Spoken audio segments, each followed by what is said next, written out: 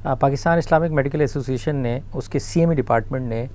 Cancer awareness यानी कि cancer से आगाही के हवाले से मुख्तलिफ़ प्रोग्रामात की एक सीरीज़ शुरू कर रखी है, जिसके अंदर जिस्म के मुख्तलिफ़ ऑर्गन यानी कि मुख्तलिफ़ जो आज़ा हैं उनके कैंसर के हवाले से आवाम को मालूमात फ़राहम की जाती है। आज हम खून के कैंसर से मुताल्लिक़ एक बार फिर आपकी खिदमत में हाज़िर हैं। हम आज खून के जो आहिस्ता आहिस्ता जिसको क्रॉनिक कैंसर कहते हैं, जो स्लोली आगे बढ़ते हैं, उनके हवाले से गुफ्तगू करेंगे। आज मेरे साथ गुफ्तगू के लिए डॉक्टर जवाद मौजूद हैं। डॉक्टर जवाद, बहुत बहुत शुक्रिया आपका हमारे प्रोग्राम में आने का। डॉक्टर जवाद का मैं तारुफ़ कराता चलूँ। डॉक्टर जवाद एसोसिएट प्रोफेसर हैं, कंसल्टेंट हेमेटोलॉजिस्ट हैं,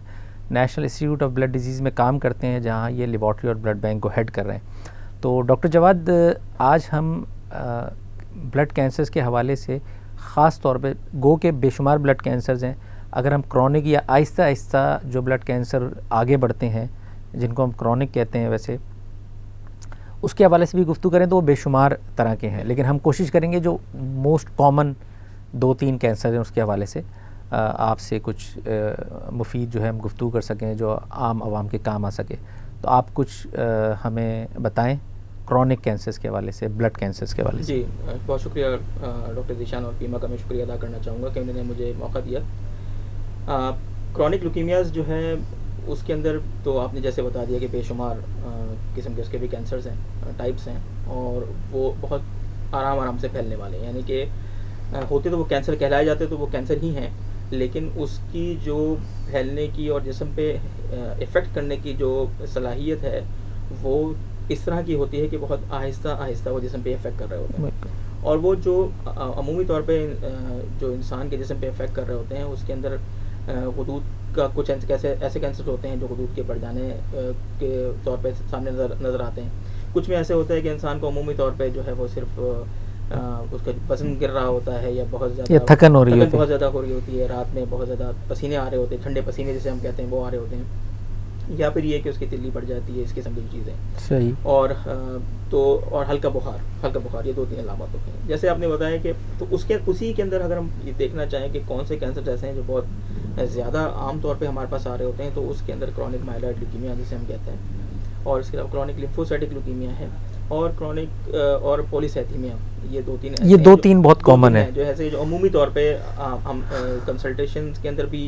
हमसे सवालात पूछे जा रहे होते हैं और अमूमी तौर पे आ रहे होते हैं। तो ये बेसिकली 2-3 कैंसर्स हैं इसमें। इसके अलावा भी बहुत सारी और इक़साम भी हैं मौजूद, लेकिन उनकी तादाद बक़द्रे इनके वो कम है। अच्छा डॉक्टर जवाद, किस तरह लोग अमूमी, वैसे तो आपने बता दिया कि किस तरह प्रेजेंट करते हैं इस तरह के जो क्रॉनिक या आहिस्ता आहिस्ता फैलने वाले कैंसर, अलामात का तो आपने तफसील से बता दिया कि उनको इस तरह की वज़न भी कम हो सकता है, थकन भी हो सकती है, हल्का फुल्का बुखार भी हो सकता है, उनकी तिल्ली भी बढ़ सकती है अक्सर, इस वजह से उनको खाने में भी दुश्वारी पेश आ रही होती है, बाज़ों का ज़्यादा तिल्ली अगर बढ़ जाए। अच्छा, इसकी तशख़ीस में फिर अमूमी तौर पे ये वक्त पे आपके पास आ जाते हैं, आप क्या देखते हैं, या तशख़ीस में डिले हो रहा होता है, क्या प्रॉब्लम आ रही होती है, क्योंकि पहला मरला तो तशख़ीस का है। देखिए, क्रॉनिक माइलॉइड ल्यूकीमिया CML जिसे आम अल्फाज में कहते हैं, उसके अंदर तो ये है कि अगर आप जैसे इससे पहले हमने जो अपनी एपिसोड के अंदर बात की थी कि अगर कोई पैथोलॉजिस्ट या कोई प्रॉपर लेबॉरेटरी के अंदर CBC उसकी चली जाए और वहाँ पर उसकी मॉर्फोलॉजी हो जाए, तो वहाँ पर तशख़ीस अमूमी तौर पे आम तौर पे हो जाती है। अगर किसी कोई ऐसा पैथोलॉजिस्ट बैठा है जो एक्सपीरियंस्ड है, तो वो आराम से इन जो बीमारियों की तशख़ीस वो कर सकता है इनिशियल, बिल्कुल इंतहाई बेसिक लेवल पे। वरना अमूमी तौर पे CML के साथ ऐसा हो रहा होता है कि वो एक इन्फेक्शन, क्योंकि उसमें बहुत ज़्यादा एक ख़ास किस्म के खुलिये बढ़ रहे होते हैं, तो इस तरह से भी उसकी तशख़ीस हो रही होती है कि जैसे कोई इन्फेक्शन है इसका, तो इन्फेक्शन के साथ हवाले से वो ट्रीट हो रहा था। या उसकी दूसरी जो अलामात हैं,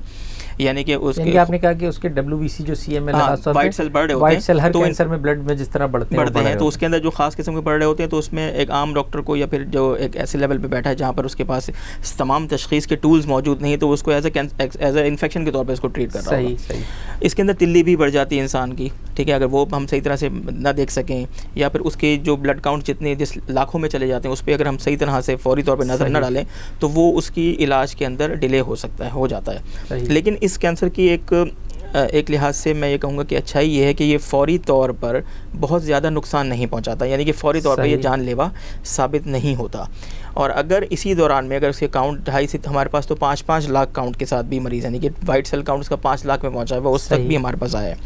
ठीक है। और वो इलाज किसी और बीमारी का उसका किसी और हॉस्पिटल के अंदर हो रहा था, डॉक्टर कुछ और समझ के उसका इलाज कर रहे थे, तो वो जब हमारे पास पहुंचा तो उसके 5 लाख काउंट्स हो गए थे, तो फिर वो उस वक्त भी जो है उसकी उस मरीज़ की जान बचाई जा सकती है। सही जी। अच्छा, एक तो आपने कहा कि जैसा कि पहले भी आपने कहा था कि अच्छी लेबॉर्ट्री फ़ौरन इस चीज़ को पिक कर लेती है, ये देख लेती है, वहाँ कॉम्पिटेंट पैथोलॉजिस्ट मौजूद होते हैं जो इसको माइक्रोस्कोप पे उसके खून के खलियात का मुआयना कर लेते हैं। अच्छा, इसी जैसा एक मिलता जुलता कैंसर जो है वो एक CLL जैसे आपने जिक्र किया, खून का एक और कैंसर है, उसके किस एज ग्रुप में वो ज़्यादा पाया जाता है और वो उसके हवाले से आप कुछ बताएं। वैसे एक्यूट लुकीमियाज जो है, जो तेज़ी से फैलने वाले कैंसर्स बमुकाबला क्रॉनिक लुकीमियाज जो हैं, वो बड़ी उम्र के अफराद के अंदर 40 साल और उससे बड़ी उम्र के अफराद के अंदर ज़्यादा तौर पे पाया जाता है। ये बहुत ज़्यादा कोई 100% रूल नहीं है कि बच्चों में या कम उम्र में नहीं पाया जाएगा, लेकिन अमूमी तौर पर ये बड़ों में पाया जाता है। और क्रॉनिक लिम्फोसाइटिक लुकीमिया जो जैसे आपने बताया, वो लिम्फो प्रोलिफरेटिव डिसऑर्डर के अंदर कॉमनेस्ट है, सबसे ज़्यादा तादाद में वही कैंसर पाया जाता है। उसके अंदर एक ख़ास किस्म के लिम्फोसाइट जो हैं, बिल्कुल नॉर्मल नज़र आने वाले लिम्फोसाइट्स, उनकी तादाद बहुत ज़्यादा बढ़ जाती है, जिसकी वजह से वो दूसरे खून के अज्जा को मुतासिर कर रहे होते हैं। सही। तो वो अमूमी तौर पे आपको रूटीन में कोई भी अलामत नहीं हो रही होगी, और किसी भी आप रूटीन डायग्नोस्टिक टेस्ट के लिए या किसी भी सर्जरी के लिए मरीज़ जाए और उसका CBC हो, तो उस पर वो अचानक से तशख़ीस होता है, यानी कि वो इंसान के जिस्म पे फ़ौरी तौर पर कोई रद्द-ए-अमल नहीं डालता,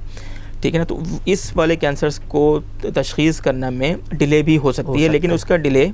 कोई नुकसान नहीं पहुंचाता। तो इसलिए ये एक मैसेज भी है कि तमाम के तमाम कैंसर्स फ़ौरी तौर पे जानलेवा नहीं होते, और अगर किसी को कैंसर